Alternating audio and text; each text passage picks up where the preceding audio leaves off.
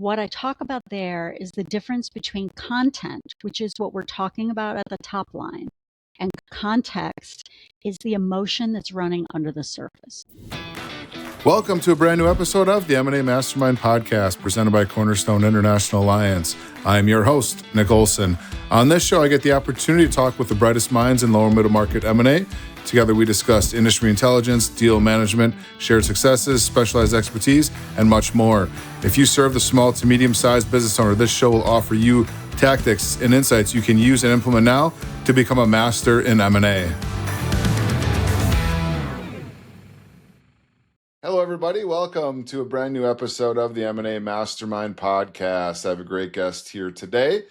She is known in the industry as the seller whisperer. She's a former lawyer, mental health professional, and business owner who made her abrupt, unprepared exit from her company and experience that now fuels her life's work.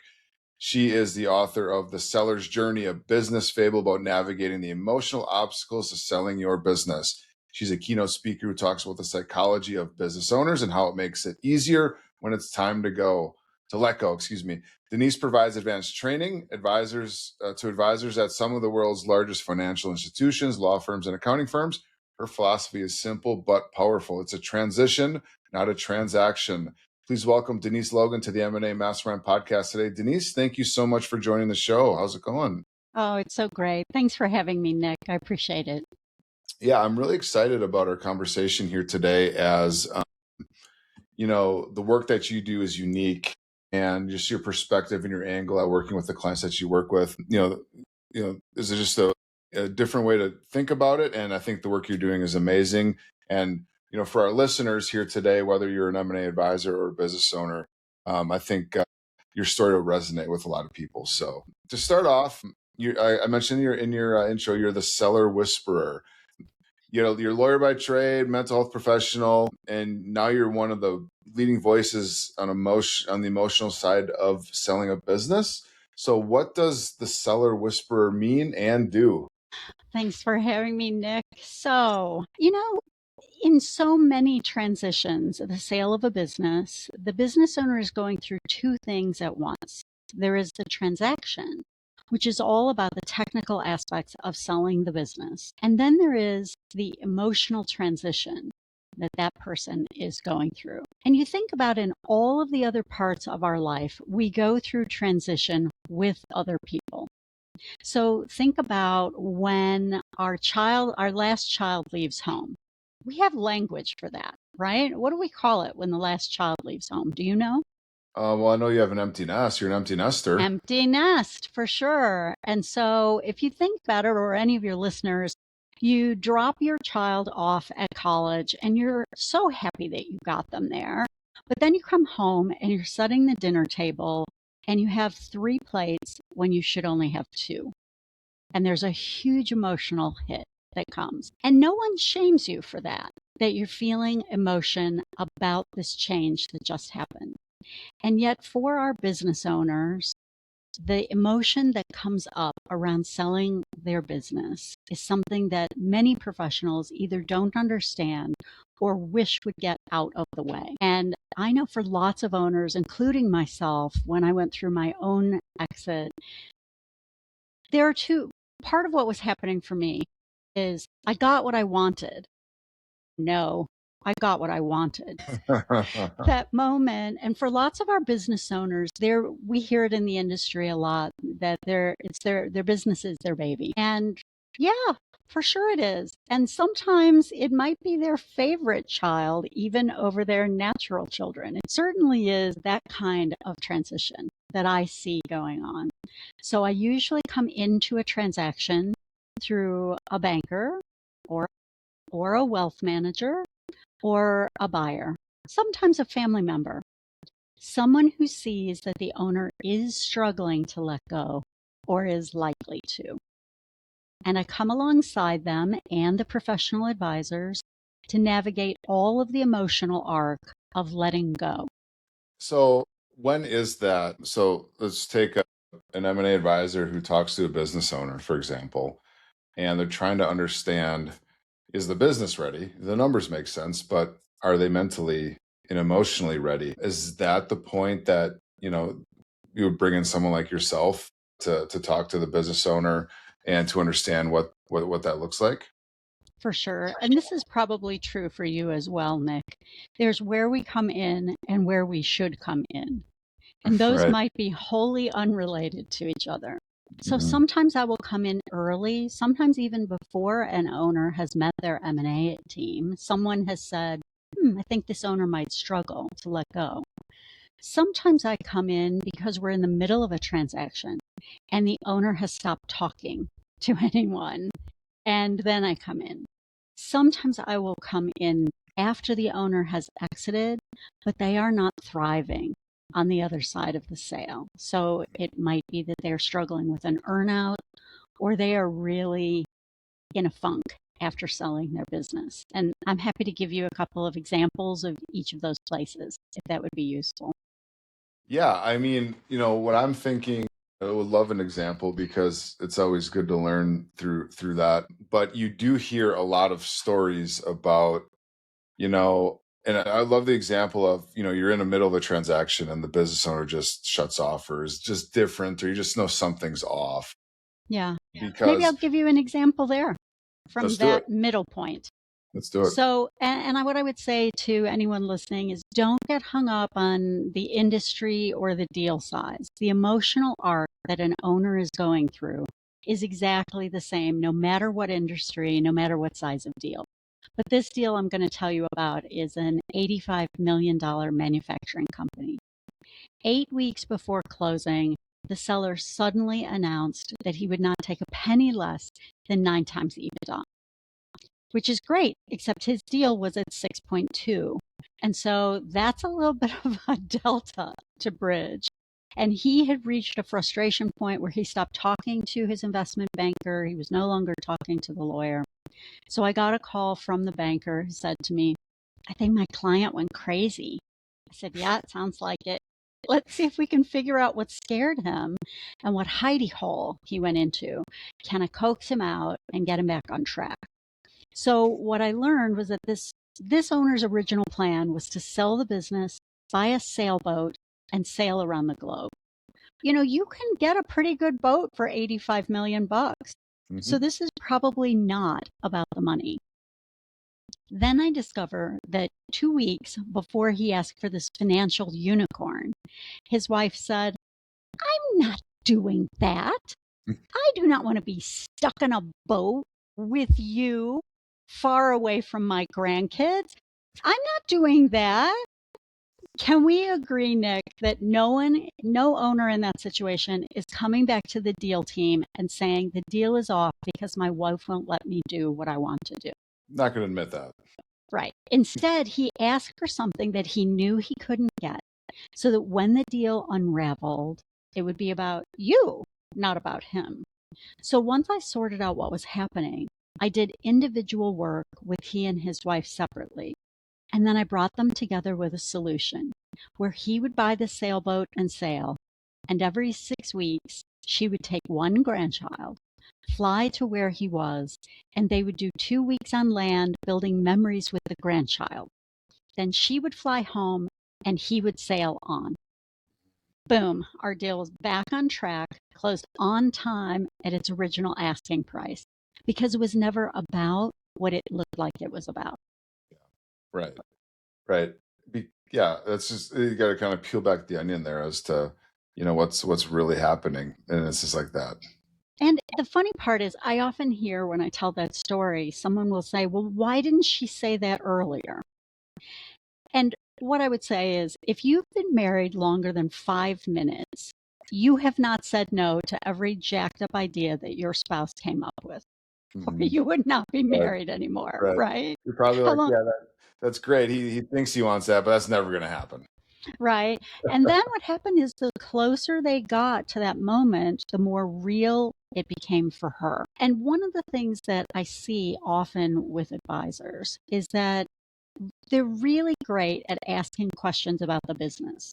But when it comes to the owner and their emotional preparedness, they will ask a question like, so what's your plan for after you sell your business? And for the owner, they don't have a plan. So they will say something like golf, travel, and grandkids. Mhm. Can we agree that is not a plan? It's not a plan. No part of that is a plan. But Yeah. often the owner has been so busy focusing on their business that there is only a nebulous concept of what it could be like after I sell my business. And in this instance, like with lots of clients that I see, yes, he probably did want to buy a sailboat for a long time, and he probably had been talking about it. But I'll bet he hadn't been sailing for very often, and his wife thought, oh, that's probably not going to happen. And what they were struggling with as a couple is a concept called relational grief. So if you think about it, when we get married or when we meet our beloved, we have an idea about what our life will be like now and in the future. And then we have a couple of kids that come in and we hardly see each other at all. And any interaction that we have is about the kids and the business and what else is happening. And then we start to get later in our life and we don't actually have a relationship with our spouse, or that relationship is different. We might want different things. We all know that an empty nest is about more than the kids being gone. Often it is also a moment in time where the couple realizes, I don't know you, and I don't even know if I want to know you. And when that starts to rear its head in the background for couples, one or both of them will pull that business back into the mix. And so you could, as the advisor, could be going far down the path. Things are cooking along great. And all of a sudden you're like, what just happened? Someone realizes, I don't know if my spouse and I are going to make it on the other side of this sale. That's not necessarily something that you as the M&A advisor are going to be able to suss out. The unique role that I'm playing in the process is that those are the kinds of things that will trickle to me. And they're not always things about their marriage. It could be things like, I had this happen with a young owner. Like, we think sometimes about owners who are in their 50s and 60s and what they are facing. Often younger owners who are selling are also facing emotional issues like this. 36-year-old software company owner, he was set to net $16 million on the other side of his sale, which is a pretty good piece of change for that time in his life. And he said, who am I going to hang out with? All my buddies have jobs. Yeah. And unfortunately, we had a less EQ tolerant advisor in that conversation, because he said, dude, you could buy friends with $16 million. And I thought, no, that was in your outside voice where we could hear it. Yeah. I was going to say, I can imagine what's going through your mind as you heard that. But what happened for the owner in that instance is that very real normalized fear that is happening now goes underground and starts acting out in the transaction like mushrooms that pop up. All of a sudden, your owner has raised some seemingly off the wall aspect. Maybe they've asked for more money, or they suddenly don't like this deal term, or they will say, I need one more year. I have a phrase I use called my syndrome, which is one more year. My. And what an owner is signaling, let's say you're pursuing an owner, you're trying to get them to engage with you, and they keep putting things off for what seem to be, they could be valid reasons, they could just be oddball reasons. Usually what you're seeing is, oh my. And that is a signal that there's something emotional happening under the surface they don't quite know how to solve for. Could be with their spouse, could be with friend, no friends. I don't know how I will spend my time. But they're going to frame almost all of their emotional issues as an economic or transactional issue, because that's the relationship they have with you. The relationship they're going to have with me is talking about the other things that are going on. And then my role in the process is to help them find actual solutions for that and to help the advisors understand what's happening. Well, I will never share directly what's happening with an owner. I will help them to be able to communicate to you what it is that's keeping them stuck. Are there anything, tips, tricks, or, you know, exercises that the advisor can do to see what might be going on, Yeah. internally that maybe the business owner doesn't even know at the time? But A lot I of would, times owners don't know. They yeah. don't actually know. So when you ask the question, what are your plans for after you sell the business? They may articulate a plan. They may say, I don't know. I'll figure that out. One of the things that I see that typically advisors, I'm going to say, fall down on. I'll give you an example. I was at a conference and someone came up to me afterwards and was talking about a deal that fell apart.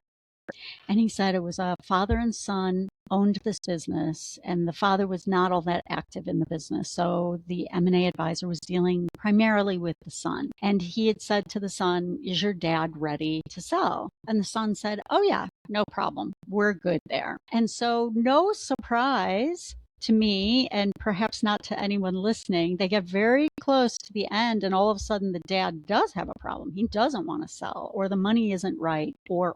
And the advisor said to me, I don't understand what happened. And I said to him, well, did you spend much time with the dad?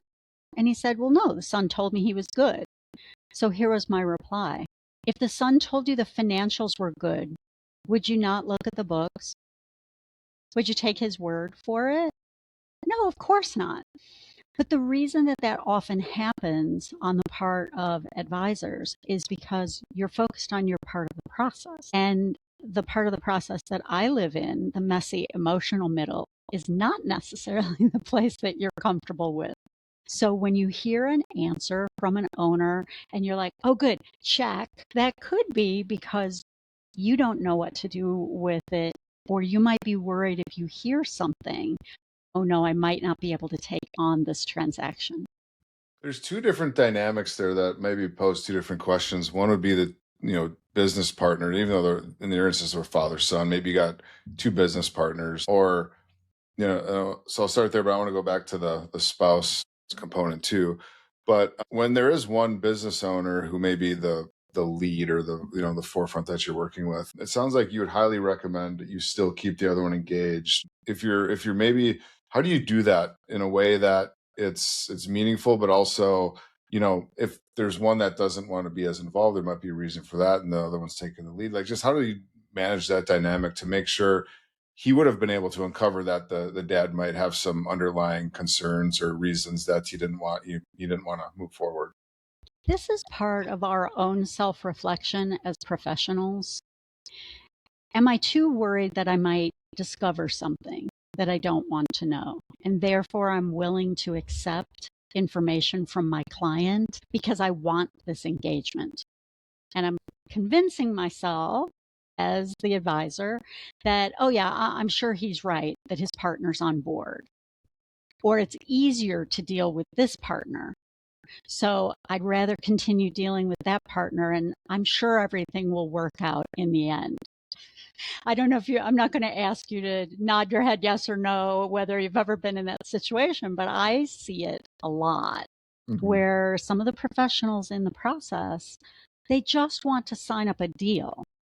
And therefore, the thought, I'll just ignore all of those messy parts and hope they don't rear their head.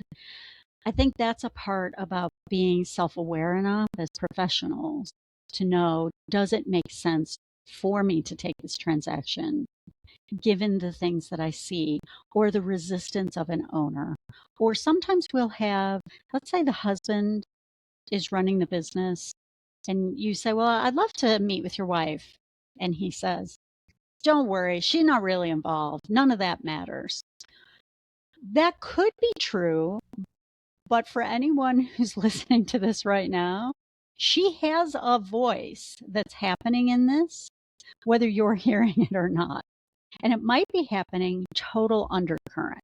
I'll give you another example. This was a client in Denver, very close to the end of the transaction, and some crazy started churning up. And I said to the deal team, yeah, this is not from him. He was a business owner. This is from home.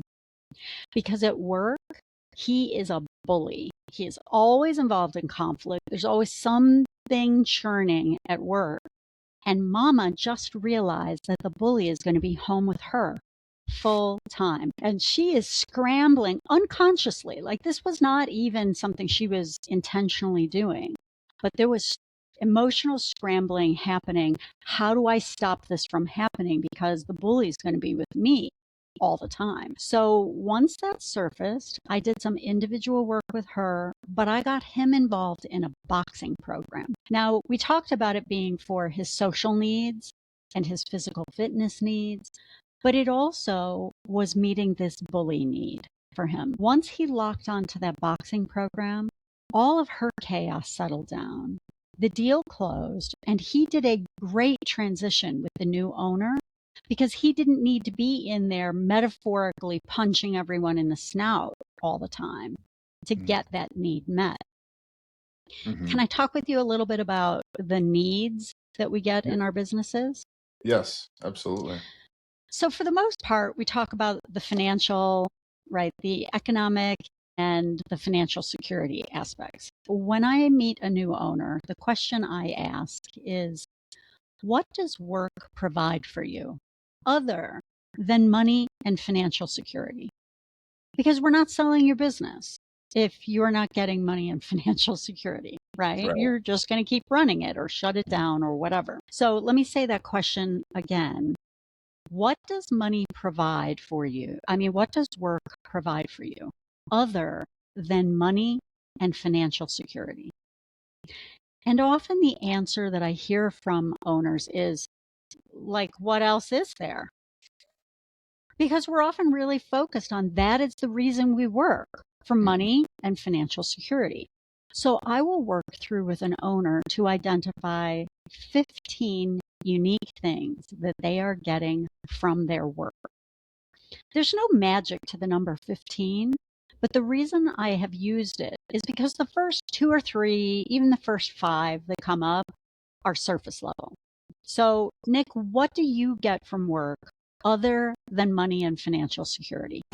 This episode of the M&A Mastermind Podcast is powered by Cornerstone International Alliance, where leading M&A firms come together. As part of this international network, you get access to global opportunities, over 200 M&A experts, enhanced collaboration and knowledge sharing, and some of the best M&A tools and resources available, all to help you take your firm to the next level. Ready to join this exclusive network? Visit cornerstoneia.com/new member today. One thing for me is just the camaraderie with the people you work with. Friendship, right? What else? You know, the fulfillment of helping people out. Yeah. And I'll tell you some of the ones that I hear. And for anyone who's listening, you should ask yourself these questions. And then I'll tell you how to ask your owner this. But I hear things like structure to my day, to my week, to my year. It's also things like a place to go, right? During COVID, didn't we all want to get out of the house? Well, guess what? Your spouse wanted you to get out of the house too. It's also things like friendship, like Nick said.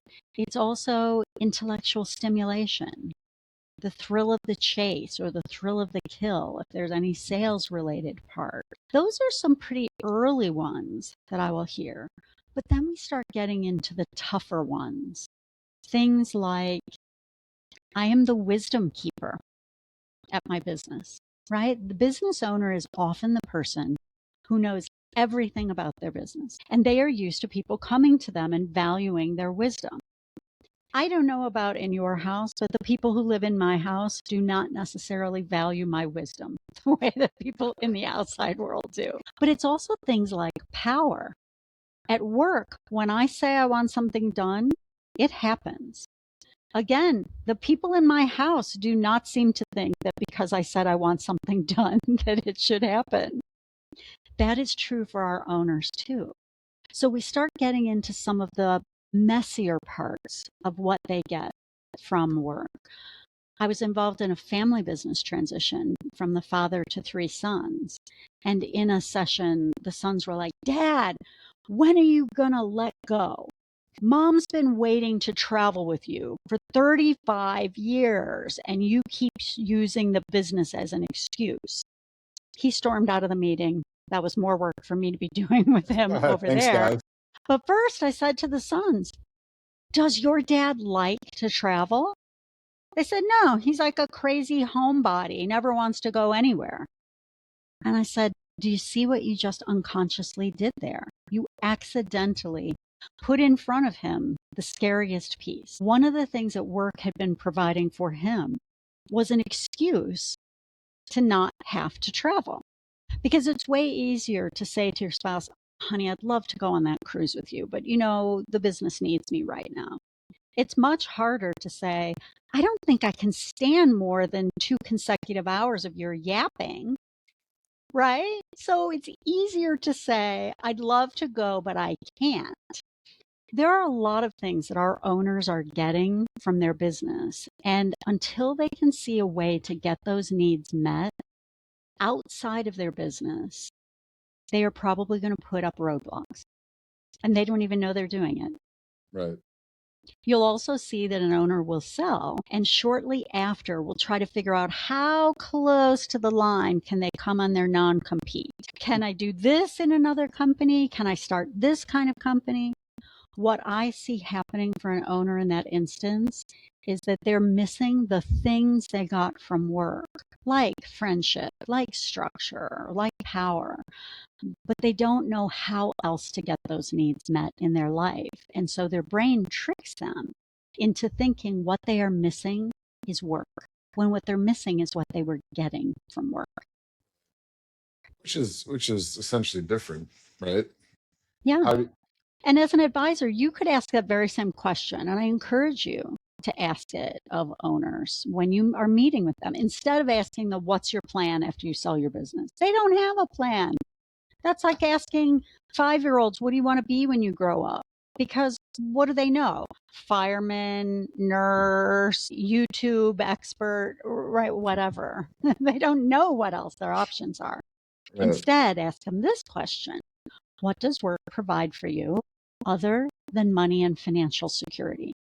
I promise you in almost every instance, they will say they don't know or nothing else. So here's how you open that conversation further. Well, I'll tell you something that I get from work. For me, it gives me structure to my week. The owner will go, oh, yeah, me too. And then you would say, what else do you get from work, Tom? And the owner might say, well, I don't know. You could offer one more piece that you get from work. This is not a one-time conversation that you have with an owner. This is exploring over time. And I think that's also part of this is a relationship that we are developing with an owner for them to trust us enough to give us those pieces. What is there a time, from meeting the business owner to the deal closing that might be a little bit more volatile, maybe more issues come up, things to look for? Yeah, for sure. For sure. So a couple of interesting times that I see. One is when they're negotiating your agreement. And I just had this happen with a client 2 weeks ago. The investment banker was very rigid about keeping all the things in his contract. And I'll give you just an example. This investment banker had been at his company for 34 years. And it was part of the pitch that he made, right? I've been here my entire career. You can count on me. You're getting a partner. So the client pushed back on the engagement letter and said, we want a provision in the agreement that if he leaves, we can cancel the contract. And the banker was like, no, I can't give you that. So I called him on the phone and I said, what are you doing?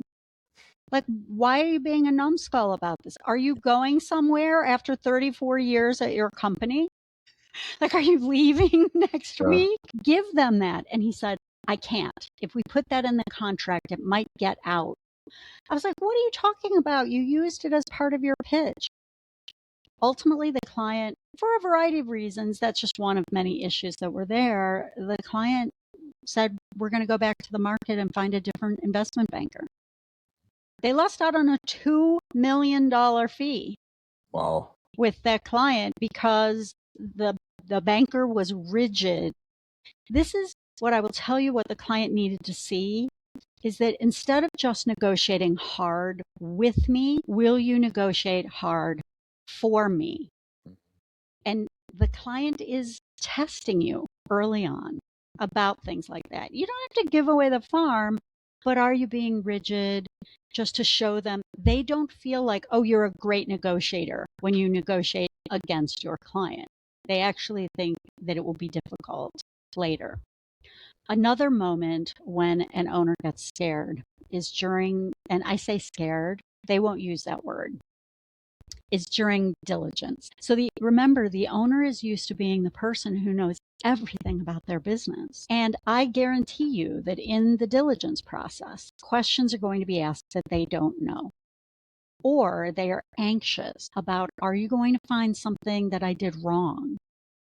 Are you going to discover something that I was foolish about or just didn't know? And anxiety like that triggers fear. And when fear comes in, it triggers our amygdala, the part of our brain that is always looking for danger. And it will literally flip our cognitive brain off. I'll give you one other point, and then I want to come back to talk a little brain science with you if you're willing. Yeah. So another point is when they are close to the actual exit, because when it starts to get so real, all of these things that I've talked about start percolating up. We know them as the 3 a.m. scaries, right?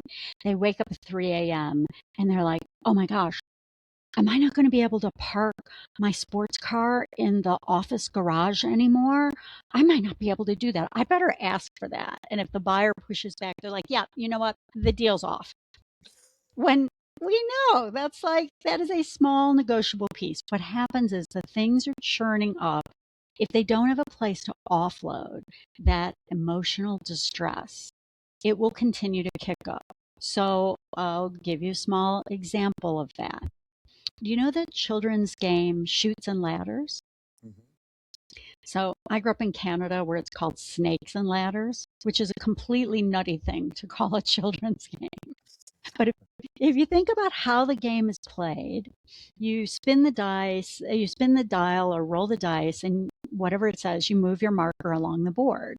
And then maybe you hit a ladder and you're moving up the board. And then you move up the board and you're like, woohoo! I'm going to win this game. And then you hit a chute, and the chute drops you back down the board. We know as professionals that this happens over and over in deals. But for the owner, when they think, yay, I'm winning, and then they hit a chute, it touches off a very young part in their emotional psyche. And if we're there to catch them and help them emotionally re-regulate, they can continue playing the game and move up the board and maybe hit another chute and eventually make it to the finish line. If we don't help them emotionally re-regulate, what will happen is just like a child, they will flip the board and leave the game. And you've seen it. I've seen it, right? And that is a very normal part. The challenge is, and this is where we'll talk a little brain science, what is happening inside our body is when there is change triggers uncertainty, and uncertainty triggers fear. So fear shows up in our body. I'll use my hand. For those of you who are just listening, you'll have to play along at home. But Nick, play with me here. So hold your hand up. We're going to talk about the thumb as the amygdala. The amygdala is the oldest part of our brain. It's back here near the back of your head. It's actually very deep inside. And it's often called the lizard brain because what its job is to scan the environment looking for danger. The amygdala, also another part of our brain, is called the prefrontal cortex. That's here. It's our thinking brain. So take your hand, bring your thumb across your palm, and bring your fingers over the top to make like a little fist. A client of mine calls this a girly fist because all you men know not to have your thumb inside your fist. But what we have done is create a visual representation of our brain. The amygdala is safely tucked in And our thinking brain, the fingers over the front, are holding it tightly in place. Now, Nick, move your thumb around inside that fist. What do you notice? Very much. Doesn't move very much. Now, if you move your thumb more aggressively, the amygdala is getting more and more activated. The fingers are looser. That means your thinking brain is less online. And if your amygdala gets activated enough, you will flip your lid.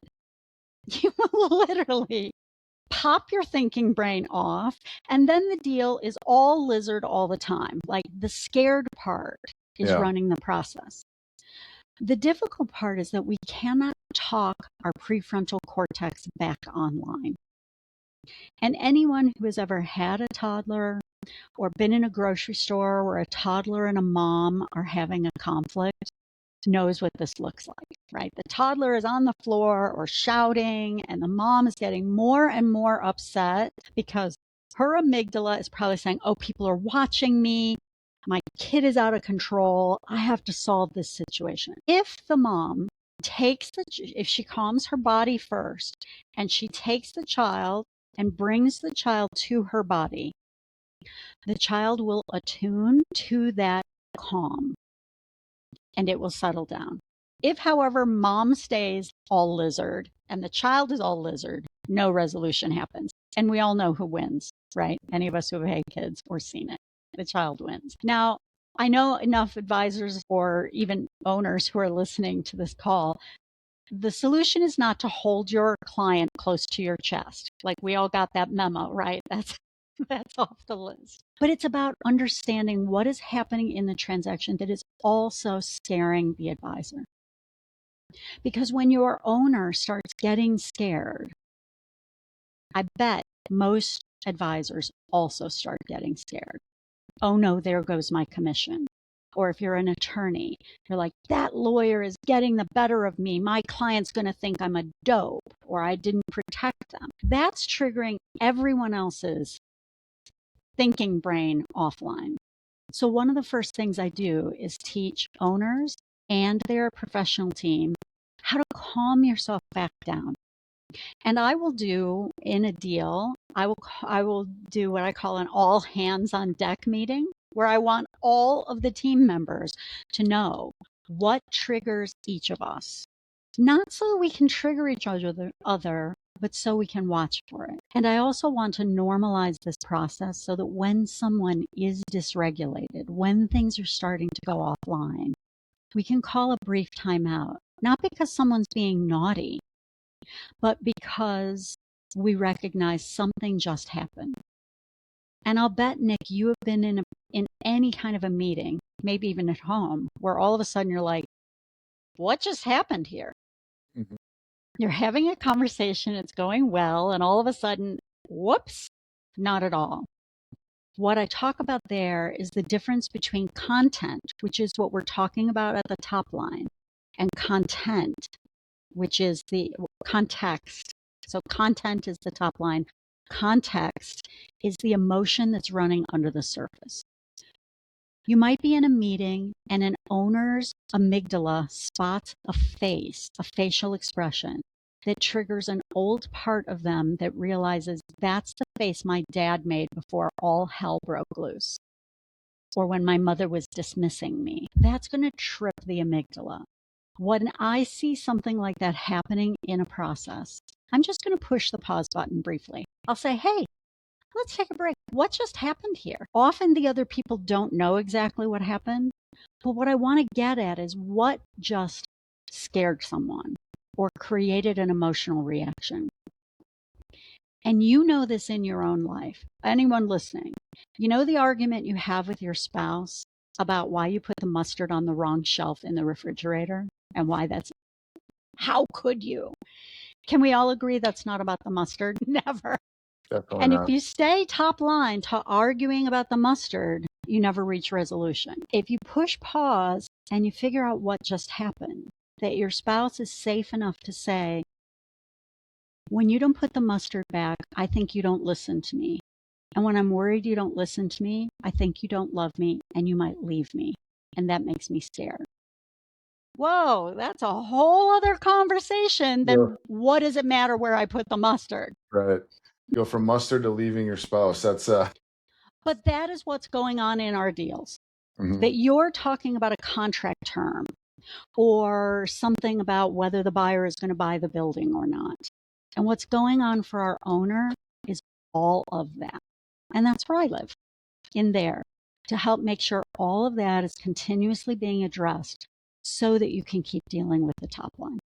I had said in your introduction that you had been a previous business owner that's kind of shaped your new life's work and your passion for this and all that. So tell us a little bit about the business that you own and what that was like for you, that experience and what happened. Okay, buckle up. So in my early life, I was a therapist. And then I became a lawyer. And some of you are wondering why I didn't use that good therapy skill to keep myself from becoming a lawyer. And that probably would have been a good use of my skill set. So I built a law firm in Washington, D.C. And when we reached 50 lawyers and 300 support staff, I exited my practice.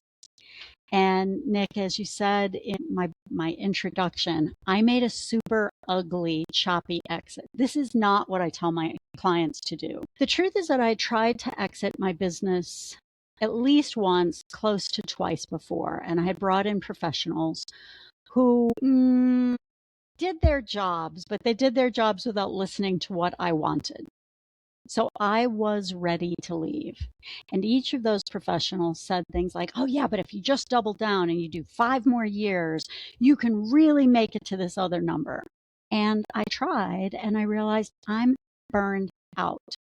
I waited too long to exit my business. And so I did a super ugly exit. All right.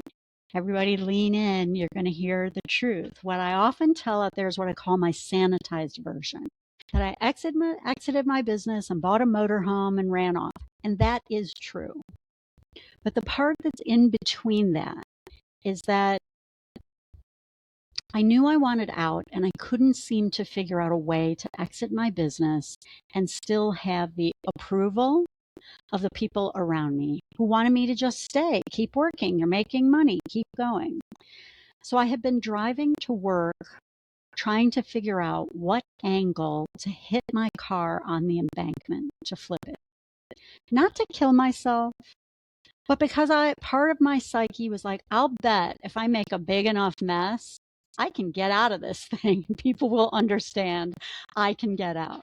Well, here's where the good therapist part of myself kicked in. And I was like, girl, you don't need to flip your car. You can just stop caring about what other people have to say about the decision you're making to leave. But at that point, I decided I was not going to add an advisor into my process. I was going to do it myself. So owners who are listening, dumb move. Here's what I did. I called my 3 largest competitors and I told them I was talking to all 3 of them and whoever could make the best deal. And for me at that time, the best deal was they would take all of my clients. They would take all of my employees who wanted to go, but they would let go any of them who didn't want to go and let them take clients. And they would close within 1 month. That firm would be the winner. Friends, that is a screwed up way to make your exit. Please don't do what I did. But what I will tell you is that I got what had to happen for me, which was I let myself out of a business that I was ready to exit. And I made sure that my clients were safe and my employees were safe and those who wanted to continue on could do so. What I realized is that in that process, I needed someone to come alongside me in the way that I now come alongside owners. Because the professionals who were around me, great deal makers, but they completely ignored what was important to me as an owner. They couldn't hear it because it didn't fit with their worldview. They couldn't hear it because it didn't fit with how they wanted to run my process. And so I did exit my business. It merged with a large Baltimore firm, and I'm so grateful that everyone went there. And I did buy a motorhome, and I took off. And I thought it would be for 6 months, and it turned into 5 years, where I traveled all over North and Central America. And that is a conversation that we could have a beverage over. Yeah. And that. And one of the things that I see that's so valuable in this process is that there is a way an exit, I'll say, I'm going to put should in air quotes, look, but that is not necessarily the exit that the client that is in front of you needs. And can we have ears to hear as advisors to understand what is right for that owner at that time in their life? And are you the advisor who can help them get there? And there's no shame in saying that's not a deal I want to do. Whether that's an owner or an advisor, to say that's not the way I want to do it. I took a call a little before Thanksgiving last year from an M&A advisor in California, and he had worked 5 years to get this owner to sell. And many of you know, like, this is a long process. You start a conversation with an owner and it takes a long time for them to sign up. So they had just closed. 5 years he worked on getting this deal over the finish line. And 3 weeks later, his client took his own life. And the advisor was calling me to say, did I miss something? Did I cause this? Of course, he and I did some very deep work about that. And he did not cause that. But I think it's a really important reminder for all of us that we are so lucky to be invited into an owner's life when they want to sell their business. And we are changing their lives. And I believe that we have a duty to do well and in a way that doesn't cause harm. And as we've talked about, there are lots of different things that an owner is getting from their business. Yes, they are getting money. They are getting financial security. But sometimes the best, the air quote, best deal out there is not the best deal for that owner. Does it make sense for an owner to have an extended earnout? Is your client someone who can survive an earnout? And I'm not talking about taking their life. I'm saying, are they the kind of person who can do that? For me, I don't like to drive the car when my spouse tells me where to turn. I find that offensive. And some of you listening might find too. And so I would not be good in an earnout situation. Are we thoughtful enough about what that is to help make the best deal for our client based on what's good for them, not just what's good for us or what the market says is the best exit? It's great advice, and I love your examples. I have one last question, Denise. What as an M&A advisor, what can we do? What can we look for? What can we, because every business owner is different, every deal is different, every company is different. So there's a lot of variables that are going around. Especially, I love that you say, take it, don't kind of have your blinders on with, I need to close this deal because I need a commission. I mean, that's great, but let's be honest, a lot of people do operate that way. And and it's tough. You're working for many, many months, not really getting paid until the successful exit. And it's For it's a sure. difficult situation. But I think if you're doing yourself and the business owner a disservice if you're not being aware of what's happening around them and what the real reasons are, to help avoid that or help bring that up and talk about it, because avoiding it's not going to help, right? You got to talk about it and bring it to the forefront and then work towards it. What can we look for, and when can we bring in a professional like yourself to help when we're maybe uncovering a couple of issues or underlying things that might affect the deal and the business owner? Gosh, those are both really great separate side questions. I'll tackle the first one first. It is important to have someone who you are talking to who can help you process what's happening for you in the deal.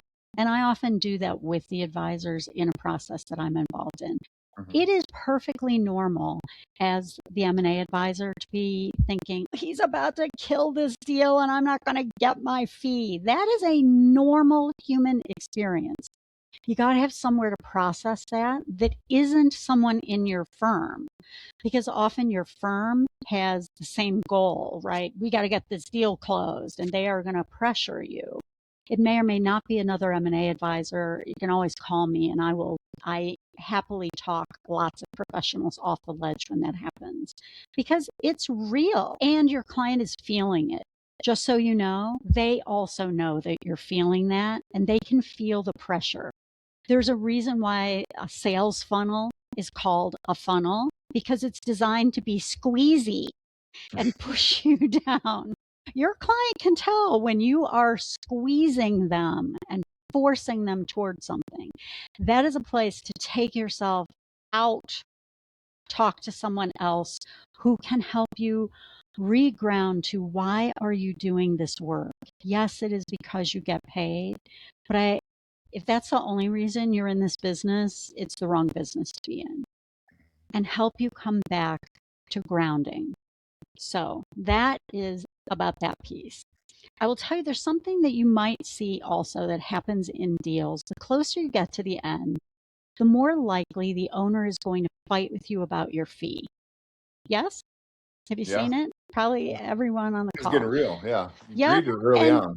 Yes. And the weird part that's happening there, we see it happen with our children. It is a form of separation anxiety. Think about how intensely we are working with that client through the process. You know, wooing them to become a client, then high intensity. And the closer we get to the end, unconsciously, the owner starts to realize, wait a minute, you're not my pal. This is all about closing a deal for you, isn't it? You're not going to be calling me on the phone and inviting me to go golfing. Wait a minute. And they start to realize, I'm going to miss you. I'm going to miss all of the people who are in there. But they often feel weird. They're not going to say that to you. They'll say it to me. And so they are doing something that we watch our children do. It's called spoiling the nest. Any of you who have had kids that go off to college or go off into their life, the closer they get to that, they start to act like little monsters in your house. They're doing all these things that tick you off so that when you drop them at college and they get out of the car, they're like, yeah, I'm not coming home for Thanksgiving. And you go, good. Don't come home for Thanksgiving. It allows separation from a place of upset instead of separation from a place that feels like pain or sadness. So early on, I talk about that with advisors and with owners so that when it starts to raise its head, we can talk about it instead of acting it out by them trying to press you down on your fee and squeeze you out as a way to shove away from you. Excuse me. And as advisors, we want to have a slower off ramp with them. Instead of, great, the deal is done. We did our party. See you never. Because for the owner, they feel like they plunged into a black hole. Excuse me. You're right. So if we plan a little bit of an off ramp with them where we're not going to see them all the time, but that is also a place where I might stay on with an owner. This leads me to the second half of your question, which was, how do you introduce me? Where do I come in? So I like you, we like to come in early.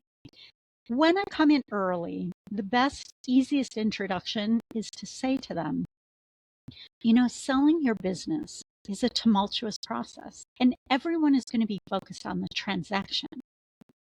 Let's make sure there's someone who's focused with you on the transition. That's a very easy conversation. And I will tell you that I typically do a couple of calls with a client before I decide to engage.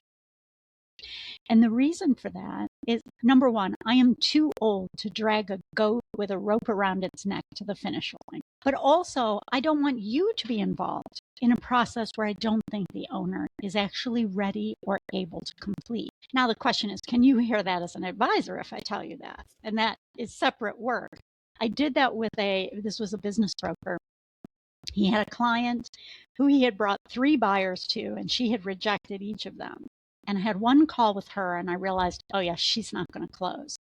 So I called him back, and I said, yeah, your client fancies herself to be a master blackjack player, and you are her mark. You could bring her 20 deals. She is never closing. And so 3 years later, I ran into him at a conference, and he was still working that deal. And I said to him, I will give you 3 free hours of my time to figure out what is wrong with you, because this is no longer about your client. She is doing exactly what I told you she was going to do. You are the one who can't let go. So can you, as an advisor, know when it's time to let go? Yeah. There. If you are introducing me at a time when things have already gotten chaotic in the process, that is a more nuanced introduction, because no one likes to feel like they were naughty and just got sent to the guidance counselor's office. And that is an introduction that I would talk through with you or anyone who needs that. Or sometimes you might see that an owner has exited and they are struggling on the other side. And that is also a time when I can provide support to an owner to land safely into what is a very changed landscape for their life. The fact they got a big sack of cash does not mean that they are going to land well. And it is a major psychological change that deserves support. Great answer. I love that. And I think don't ignore the fact that there are going to be a lot of emotions. I'm sure if you're an experienced M&A advisor, you've gone through them with your clients, and take it head on. It's going to be better. You're all going to be better for it. Don't avoid it, I think, is another thing that some tend to do, and like, oh, it'll be fine. It'll work itself out. And largely, And recognize that I often hear advisors say they're so emotional. Yes, they are. This is the biggest change. And the fact that they have invited you in with them in the most precious thing in their life, other than their wife and children, that is an honor. And me personally, I consider that to be a sacred responsibility, that they have allowed us in to support them through the biggest change in their adult professional life. Absolutely. And yeah, we all take that very seriously, and you got a privilege to be able to do that. And I love how you said that. Denise, this has been amazing. Thank you so much for joining the show. I want to give you a chance to talk a little bit about your book, The Seller's Journey: A Business Fable, about navigating the emotional obstacles to selling your business. Tell us a little bit about your book and where everybody can get their hands on that. Yeah, thanks so much, Nick. So the book, The Seller's Journey, is written as a business fable. It's the story of an owner 1 year after he exits his business. And he goes on a trip across Glacier National Park with his M&A advisor, his attorney, his wealth manager, and the buyer who bought his company. Right now, you might be thinking it's a murder mystery, but it is set in this tone. As they cross the glacier, they relate the physical obstacles they're facing to the emotional obstacles he faced in letting go of his business. It is written in such a way that it allows an owner to see how important it is to choose the right team and what that right team looks like. It looks like people who understand that you are on a journey together. And I certainly will not spoil what happens in the book, but it's available on all the platforms, but you can also buy it directly from my website. If that's something as an advisor you want to give to an owner, you can purchase it on my website and then just drop me a note and I will autograph it for your client. Yeah. What is that website? Sorry, the website is Denise Logan. And for sure, any of you who are listening, if this triggered something up for you just want to talk about, reach out to me. Email is Denise@Denise Logan. I'm always happy to have a conversation with you. The truth is, I'm only one person. So if I can help you pull your deal back on track and you don't need me, that is a win for all of us. So if you're struggling with a deal, something you're not sure what to do, just ping me and I'll happily give you, a hand on how you can try to get it back on track. And hopefully you'll do that without even needing me. If you're an owner or the family member of an owner and you're thinking, gosh, I don't know how I'm going to let go, just reach out. I'm always happy to have a chat and see if I'm the right fit for you. Amazing. That's very generous of you. And we'll put all those links in the show notes. So check that out and make sure to get Denise's book and reach out and, just have a conversation about the great work that we're all doing for the business owner. So Denise, thank you so much for joining the show. One of my favorite conversations I've had, and truly valuable and beneficial and great tidbits that we all can take and to better serve our clients. So thank you. Thanks. I enjoyed it so much, Nick. That's all we have for this episode of the M&A Mastermind Podcast. Make sure to like, share, and comment on this episode. Pass on anybody you think might benefit here from our conversation. You can find all of our episodes at cornerstoneia.com/podcast. Make sure to tune in every Thursday for a brand new episode. Until next time, everybody, take care. Thank you for joining us on this episode of the M&A Mastermind Podcast, and a special thank you to our presenting sponsor, Cornerstone International Alliance. If you enjoyed today's discussion, don't forget to like, share, and comment. We'd love to hear your thoughts. Make sure you hit that subscribe button so you never miss an episode. We'll be back next week with more insights, strategies, and real-life experiences to help you take your M&A game to the next level.